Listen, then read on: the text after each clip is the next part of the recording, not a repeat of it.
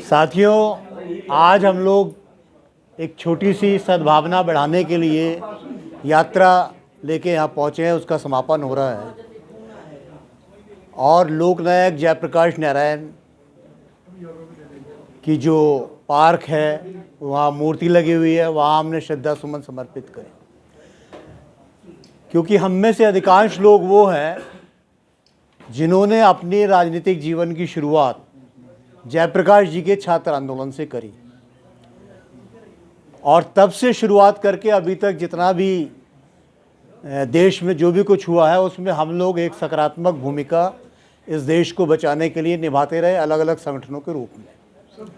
लेकिन जो हम लोग चाहते थे वो सब नहीं बना, उसके विपरीत ही बनता चला गया। ये भी एक सच है। तो शायद अब किसी अंतिम लड़ाई की ओर हम लोग बढ़ रहे हों, तो यहाँ ये याद रखने की बात है, जो हम लोग याद रख के चलते हैं, कि महात्मा गांधी ने अपनी पहली पुस्तक में इस लड़ाई को सांस्कृतिक लड़ाई के रूप में चिन्हित किया था। हम लोगों ने राजनीतिक लड़ाइयाँ लड़ी, आर्थिक सवालों पर लड़ाइयाँ लड़ी, लेकिन इस सांस्कृतिक लड़ाई को हम लोग लगभग भूलते चले गए और इस भूल से हमें बहुत ज़्यादा हानि अपनी लड़ाइयों के अंदर हुई, क्योंकि हम पश्चिम की अवधारणाओं, नहीं पश्चिम के ज्ञान के द्वारा भी कैद में रहे।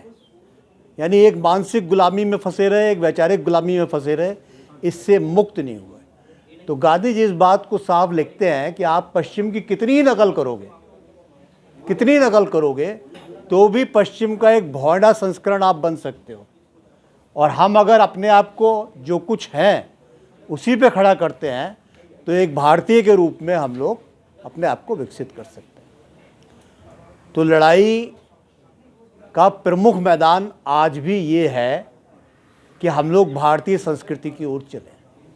और भारतीय संस्कृति में आपने देखा होगा कि हमारे यहाँ एक ही परिवार के अंदर कोई व्यक्ति वैष्णव हो सकता था, वो कोई शैव हो सकता था,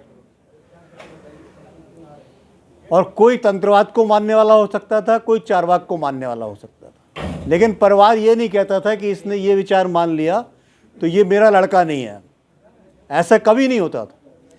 इसलिए हम एक सर्वधर्म समभाव की संस्कृति लेके चलते थे और विचार या पूजा उपासना पद्धति अलग होने पे भी हम लोग उसको अलगाव नहीं मानते थे। हमारे गांव में जो ग्राम देवता होता था तो सभी गांव में रहने वालों के लिए पूजनीय होता था। कोई ऐसे नहीं था कि इस जाति के लिए है, इस जाति के लिए नहीं है। लेकिन आज हमें जो तस्वीर दिखाई जाती है या जो देख के हमारे लोग भ्रमित हैं, वो सारी तस्वीर वो है जो वेस्टर्न लोगों ने हमारे दिमागों पे स्थापित कर दिया। तो मेरा ज़्यादा समय ना लेते हुए अंत में ये कहना है कि ये लड़ाई राजनीतिक तो जो चल रही है, लेकिन एक सांस्कृतिक लड़ाई के लिए, भारतीयता के पुनर्जीवन के लिए और महात्मा गांधी के विचार के अनुरूप जो लड़ाई खड़ी होनी चाहिए देश में, उसके लिए हमें बढ़ना चाहिए।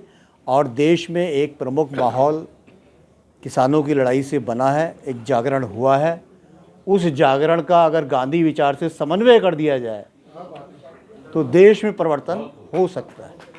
तो इसके लिए हम लोग प्रयासरत हैं। आप सब मिलकर कोशिश करेंगे तो शायद सफलता। धन्यवाद।